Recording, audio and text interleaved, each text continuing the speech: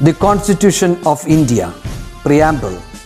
We, the people of India, having solemnly resolved to constitute India into a sovereign, socialist, secular, democratic republic and to secure to all its citizens justice, social, economic and political, liberty of thought, expression, belief, faith and worship, equality of status and of opportunity, and to promote among them all fraternity, assuring the dignity of the individual and the unity and integrity of the nation. In our Constituent Assembly, this 26th day of November 1949, do hereby adopt, enact and give to ourselves this Constitution.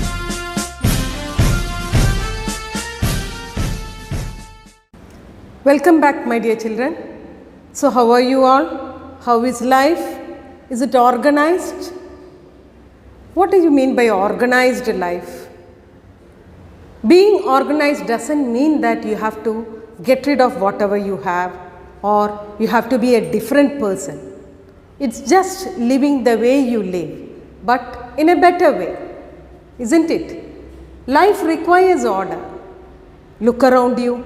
At home, you can see the cupboards being neatly arranged by your mother, isn't it? She arranges it neatly. The first shelf might contain shirts, the second shelf may be pants, third one saris, and it goes on.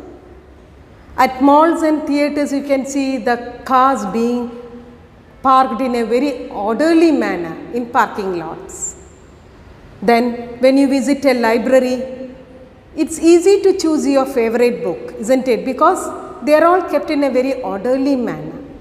So whatever you see around you, everything is in order. So we are going to place all the 118 elements. How many elements are there? 118 elements, out of which 98 are naturally occurring and the other are man-made. All these elements are going to be placed very orderly manner in periodic table.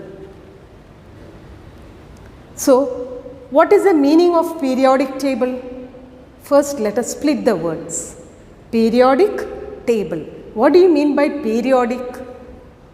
See, if today is Monday, 8th day from today is going to be the next Monday. Likewise, you might be watching your favorite TV shows. So, it comes at the same time every day. So, that it is repetitive. So, there comes periodicity. Likewise, the bell which rings at school after every period, it's at the same time, isn't it? So, it is repetitive. So, there it is called as periodic. That is why here also we have put the name periodic, because the elements, they show periodicity in their properties. See, what are elements? Elements, if you want to understand more about elements, what sounds are for music, what words are for language, likewise, elements are for chemistry. Without elements, there is no chemistry. So, these elements have to be given a very proper place, isn't it? That is why they are placed in periodic table.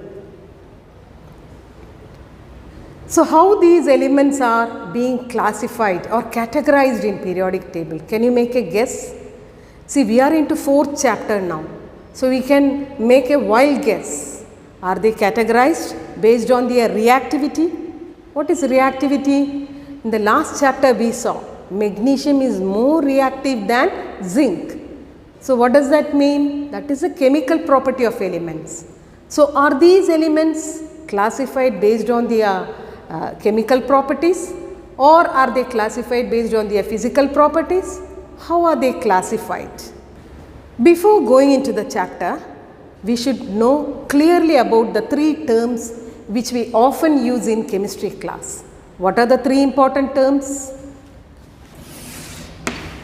These are the 3 important terms which is discussed in all chemistry classes. What is a mixture? Mixture is like a bowl of food. Okay, it's like a bowl of food. Many things are there inside that. You can add something to that or you can take away things from that. So, mixture is like a bowl of food where many elements are there. What is a compound? Compound is a combination of two or more elements. For example, water.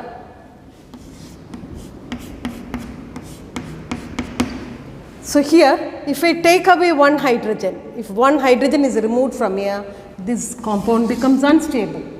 So, elements are combined in a fixed proportion here.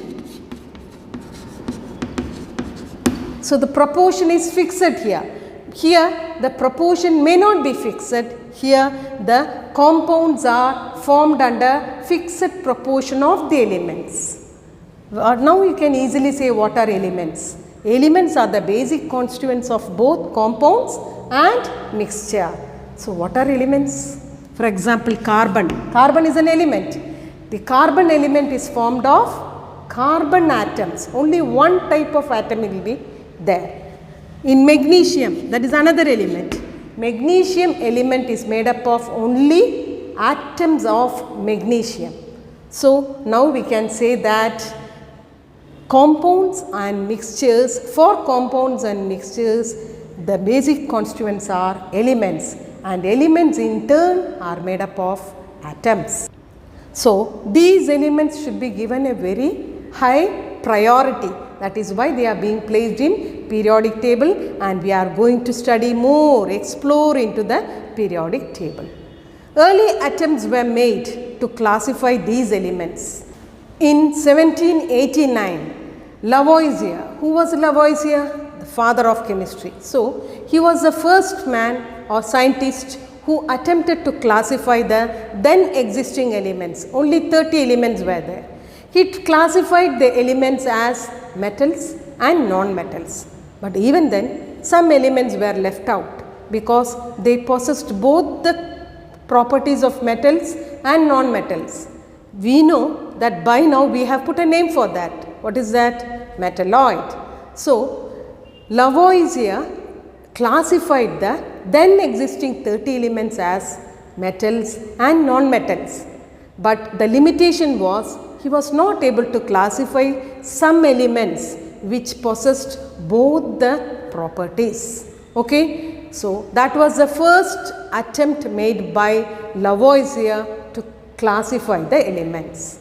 The second was done by Dobriner. What did he do? He classified Dobriner classified the then existing elements into triads. What are triads?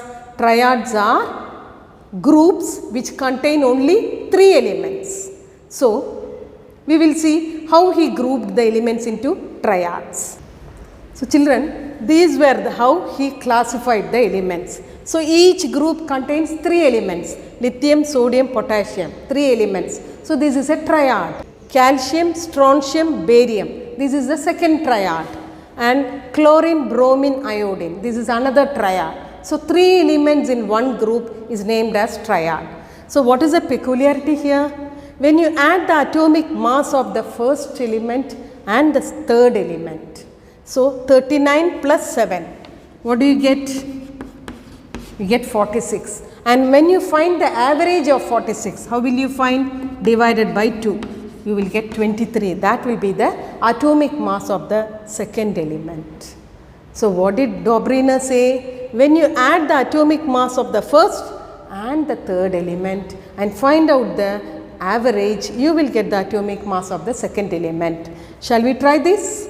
So, first element is 40, third element is 137.3. So, when you add, you will get 177.3, that is 80. What will be the average? 86, right? 86.5. So, approximately you will get the atomic mass of the second element. Likewise, in the third triad, if you add,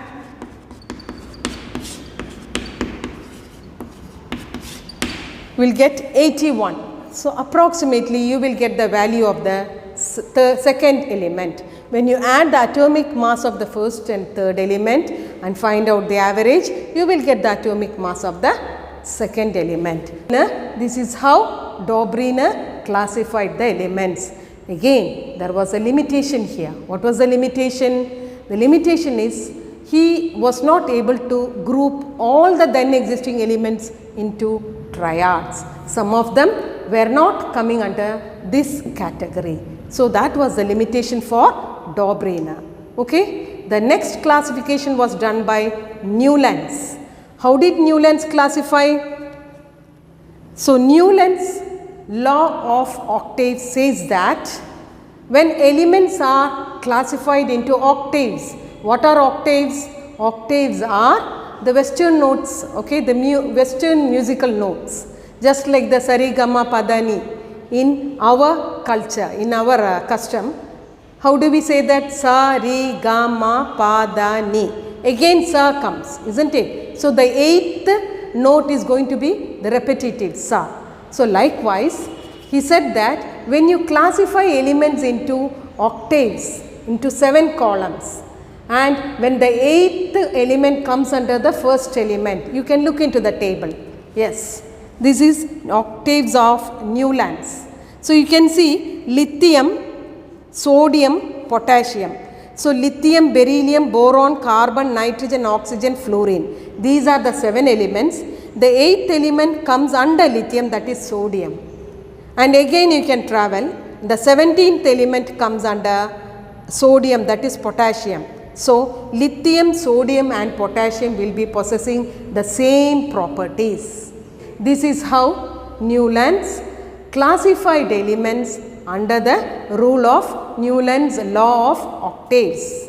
Okay. So, here also there was a limitation. What was the limitation? He was not able to classify the elements with higher atomic mass into such groups. These elements were not fit into the law of octaves. So, that was a limitation in Newlands classification of elements.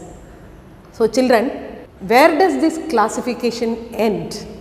So, we have seen 3 history of the classification of elements. 3 classifications we have discussed. So, where does this classification end?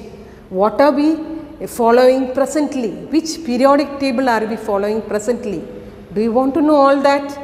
Yes, we will definitely study, explore more about the periodic table in our coming classes. Okay? So, what did we study today? We studied that elements, that is 118 elements, are placed orderly in a particular table called periodic table. Why is it called periodic table? Because there is a periodicity in the properties of the elements. We were into the history of the classification of elements. The first attempt, that was in 1789, it was made by Lavoisier. He classified elements into metals and non-metals, but some elements he couldn't classify because they possessed both the properties. The second attempt was done by Dobrynin as triads. So, there when you add the atomic mass of the first element and the third element and find out the average, you will get the atomic mass of the second element. The third classification was done by, yes, Newlands. So, Newlands law of octaves says that elements show periodicity in their properties when they are placed according to the octaves. This is how he tried to classify elements. So, there also there was a limitation. He was not able to fit the elements with higher atomic mass into this law of octaves. So, we will explore more about the periodic table in the coming classes. Bye children.